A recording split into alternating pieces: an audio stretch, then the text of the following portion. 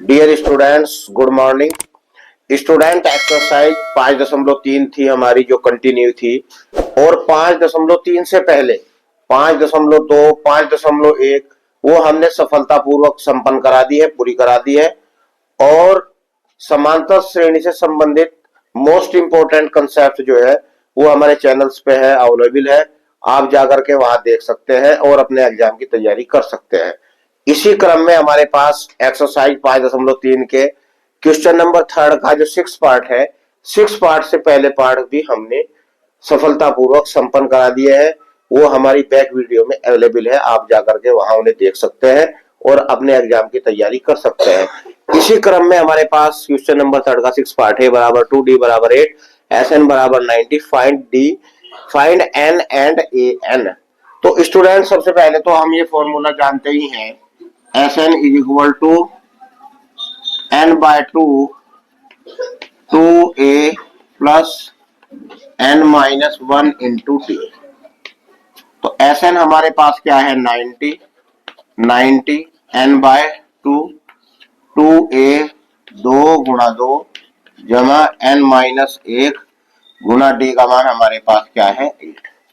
तो 90 दूनी 180 is equal to n4 plus 8n-8। तो 180 इज इक्वल टू n8n-4। तो 180 is equal to 8n² - 4n। तो आप लोग इसे ऐसे लिख सकते हैं कि n² - 4n या 8n² - 4n - 180 is equal to 0। तो इम्प्लाइज दैट आप लोग इसे 4 से भाग लगा सकते हैं। तो 2n² माइनस के n माइनस के 4 चौक 16 4 दूनी 20 इक्वल टू 0। अभी हमारे पास n² में क्वाड्रेटिक इक्वेशंस हो गई। यहाँ से आप लोग n का मान फाइंड करेंगे, यानी कि 2 गुना 45 और 45 दूनी 90, 90 के ऐसे फैक्टर जिनका डिफरेंस हमारे पास क्या हो, 1 हो। 10 9 90, 10 गुणा 9 बराबर 90, और 10 में से 9 जा करके हमारे पास 1 बच गया। यानी कि अब आप लोग क्या लिख सकते हैं, 2n² माइनस के 10 माइनस के 9 n माइनस के 45 बराबर 0।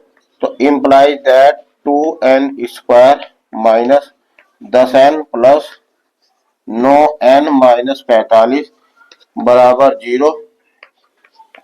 2n कॉमन ले लिया तो n-5 जमा के 9 कॉमन ले लिया, n-5 बराबर 0। तो n-5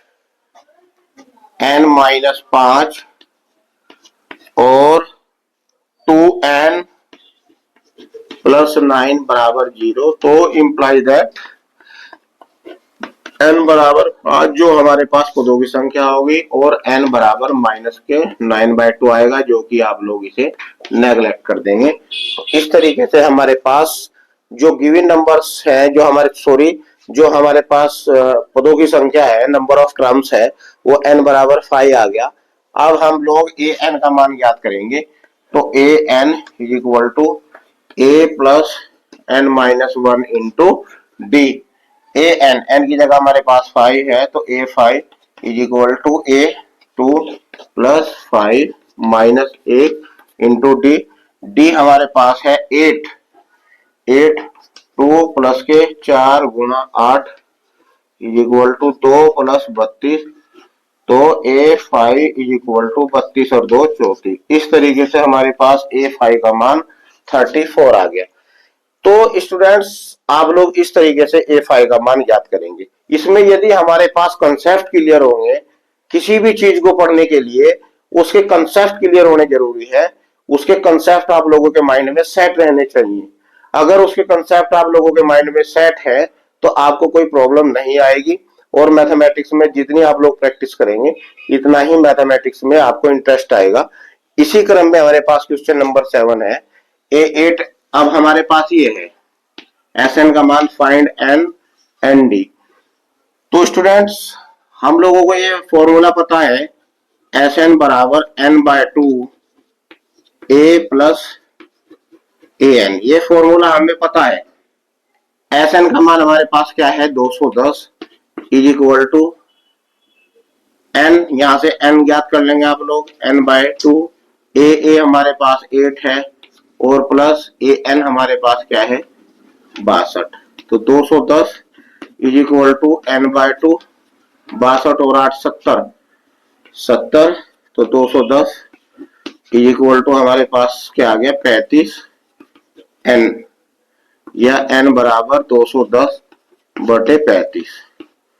तो आप लोग काट देंगे इसे, 7 पंजे 35, 7 तिया 21, 5 छम 30, तो एन का मान हमारे पास 6 आ गया। तो स्टूडेंट हमें एन का मान पूर्णांक में होना चाहिए, 1 2 3 4 5 6 इस तरीके से। पॉइंट में कभी भी एन के मान नहीं होते, एन के मान हमेशा पूर्णांक में होने चाहिए। तो एन आ गया आपके पास। अब आप लोगों को पता है, अब आप लोगों को यह पता है कि a n is equal to a plus n minus 1 into d होता है। ए एन हमारे पास क्या है 62, ए हमारे पास 8 प्लस एन एन हमारे पास 6 माइनस 1 गुणा डी आप लोग ज्ञात करेंगे। तो 62 माइनस 8 इक्वल टू 5 डी, 12 12 में से 8 जाके 4, 54 बराबर 5 डी, या डी बराबर हमारे पास 54 बटे 5। इस तरीके से हमारे पास कॉमन डिफरेंस आ गया। तो स्टूडेंट्स आई होप आप लोगों की समझ में आ गया होगा।